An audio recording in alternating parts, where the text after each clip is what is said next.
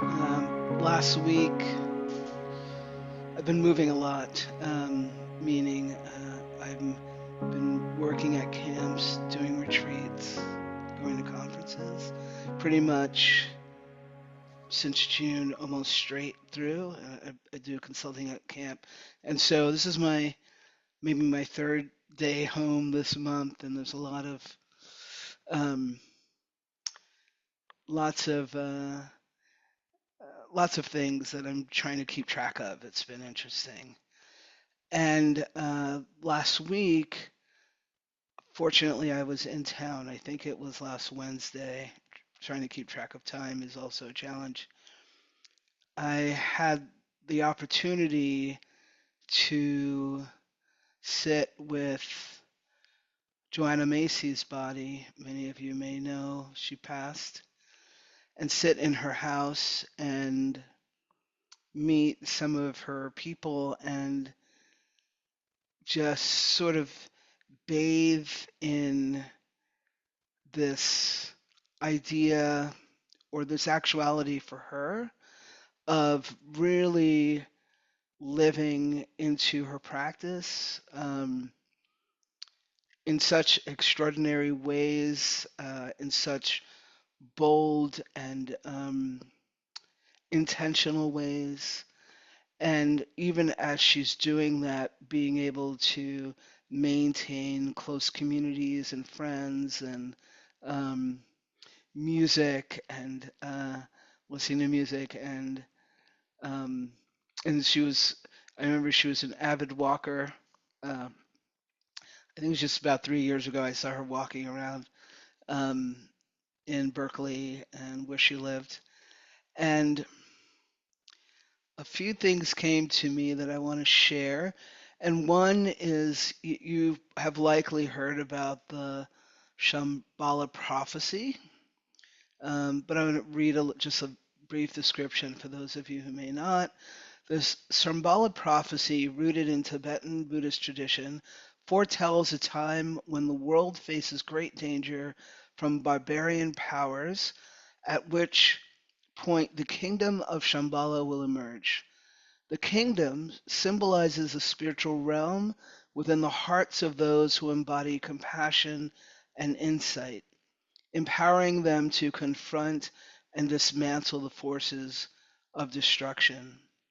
And I was been watching some of um, Joanna's videos lately, and just the way she sort of held up this idea of embodying compassion and also the insight and wisdom to be able to see clearly what's happening within as well as around us.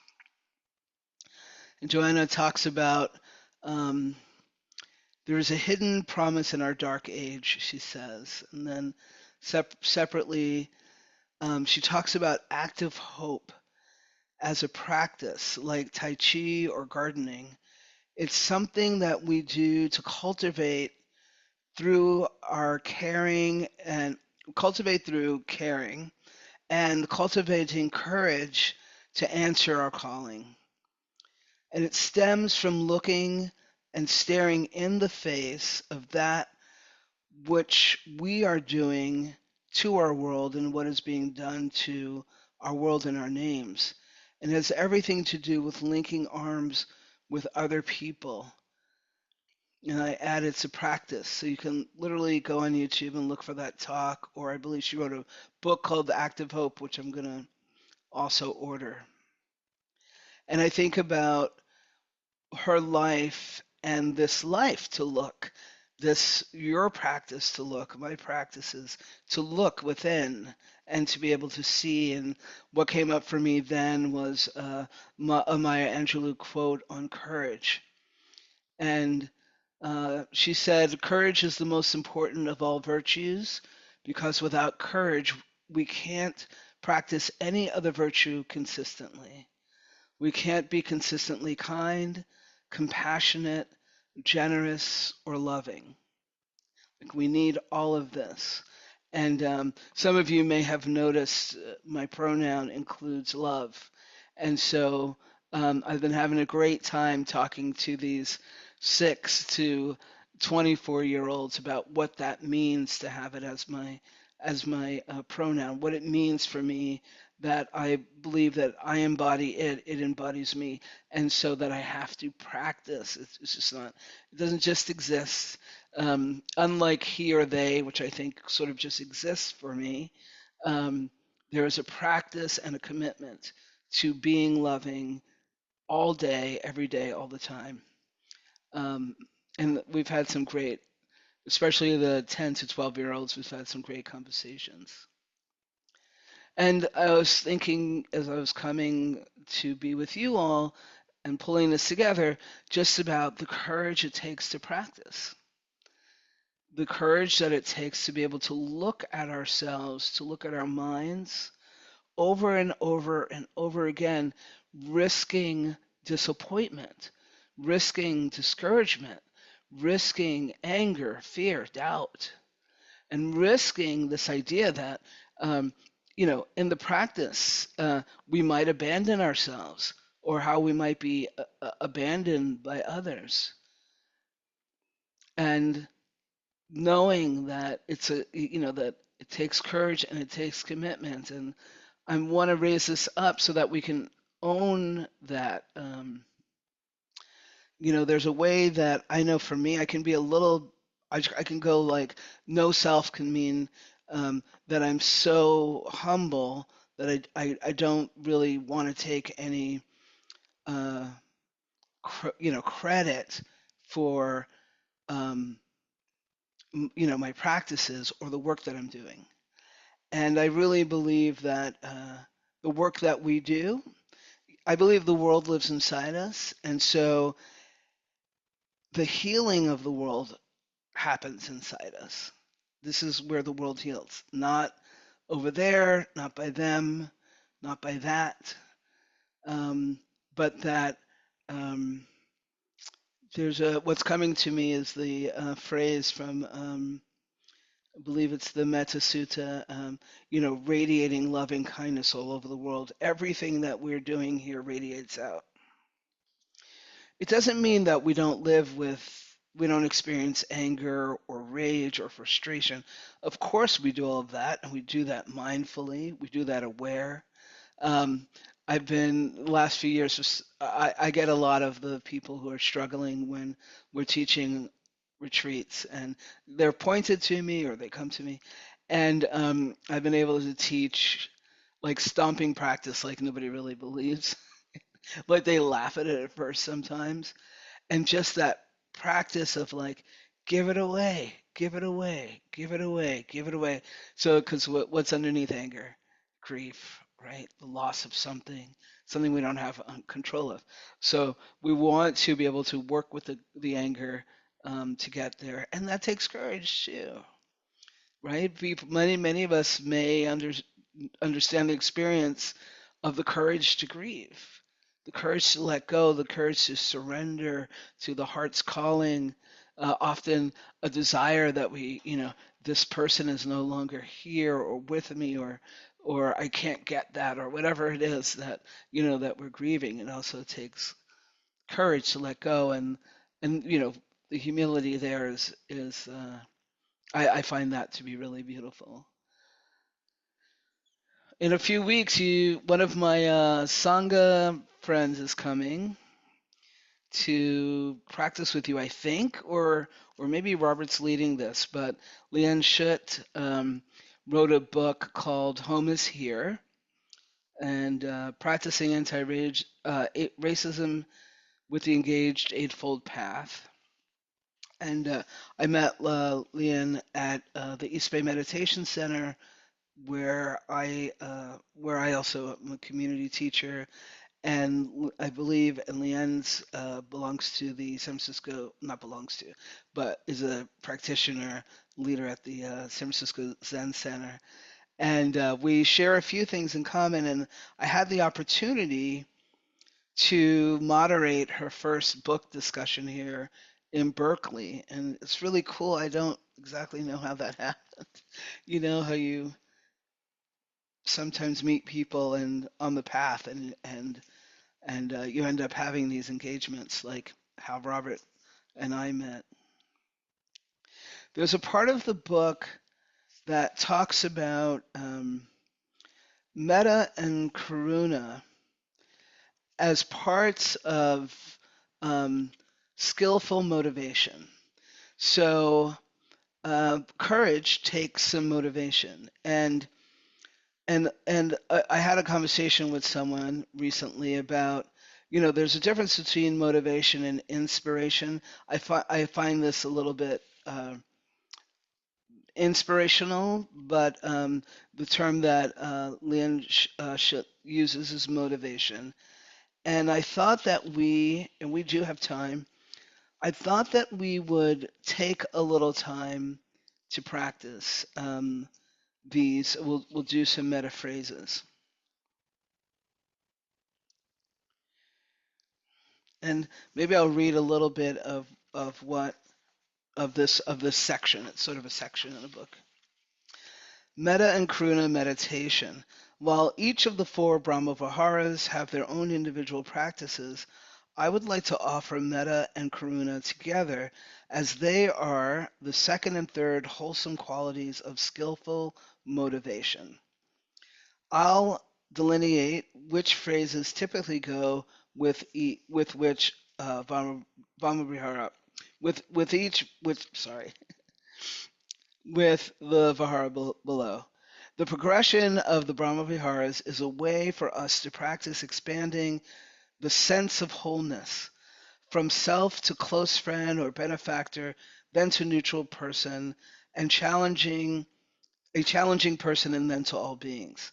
This is a set of practices that asks you to know wholeness for yourself and then to send it out to others in increments that open you up to larger and larger sense of wholeness. When the Brahma Viharas are used as cultivation practices, strengthening your confidence in your qualities and your sincerity as you offer them to the other categories are key. Thus, it's important to make sure you're fully at ease so you can move your body or change your visualization at any time. Additionally, you can tweak the phrases to reflect your sincere intentions. And we'll move. I'm just going to read this. I'll use this as the guide as we move into this practice. And we're not going to go through um, all of the practice. I think we'll do self, and then we'll do each other, and and then if we have time, we'll do the world. So she offers, begin by finding an easeful position in the body. For some, lying down or putting their hand on the heart supports this. Take your time to do that. First, visualize in a way that you can receive these phrases. Silently repeat the following phrases to yourself or any variation that resonates with you. So again, we're moving through this a little quickly. Please be kind to yourself. Take in allow what comes in, but don't try to keep up yeah, just be kind to yourself as I read through this. Metta. May I be filled with kindness.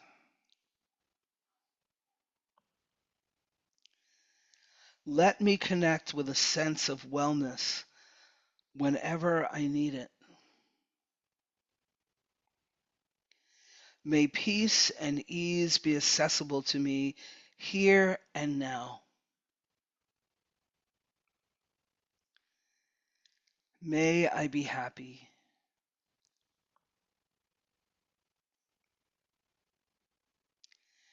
Karuna. May I connect to safety and strength whenever it's needed.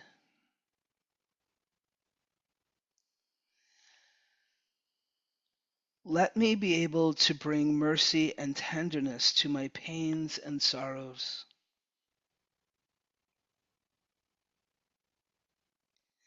May I be able to forgive myself for past mistakes.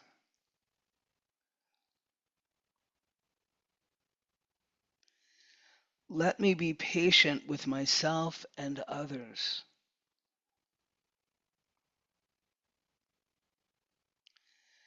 May I be free from suffering and the causes of suffering.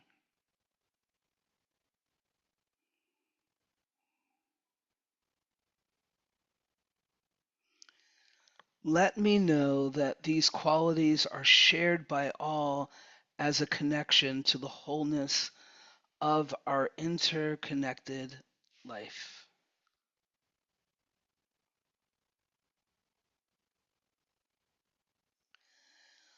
On your next exhale, let yourself connect or remember any one or more of these phrases and qualities and let them absorb into you.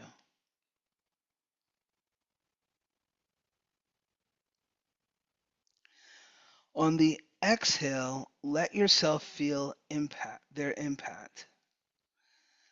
Have your shoulders gone down? Is there a sense of ease in breathing or just being with yourself or things as they are?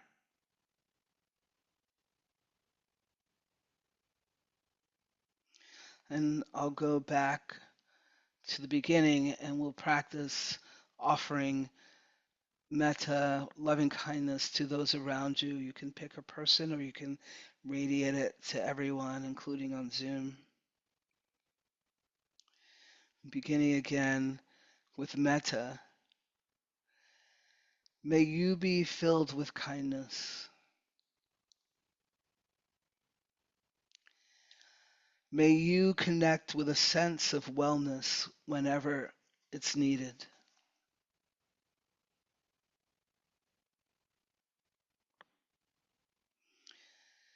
May you access peace and ease here and now.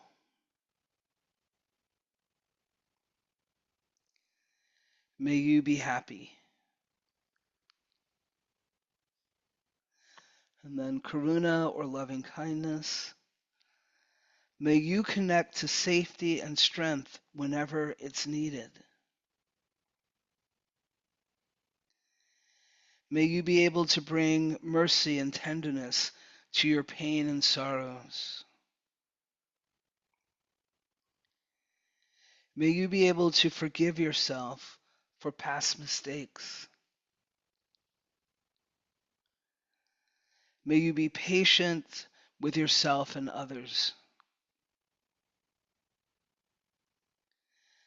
May you be free from suffering and the causes of suffering.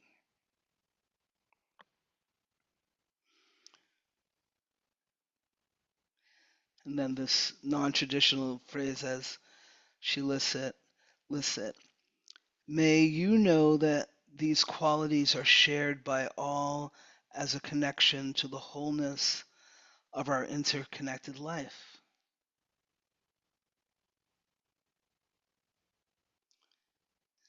And again, you as a receiver, on your next inhale, let yourself connect or remember any one of those phrases and qualities and let them absorb you.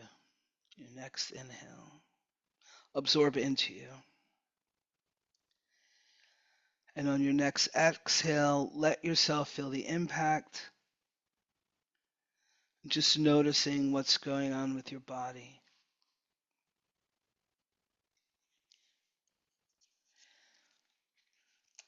And for the sake of time, I'm going to stop that practice here and come back just to centering all of us.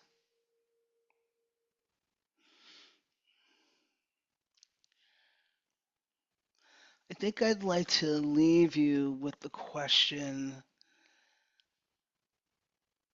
what would it mean for you to step into this role of Shambhala warrior? understanding that you don't have to be Tibetan, but maybe we use that as a phrase for how we are during these times. What would it mean for you, and what would you have to let go of in order to live that and express that?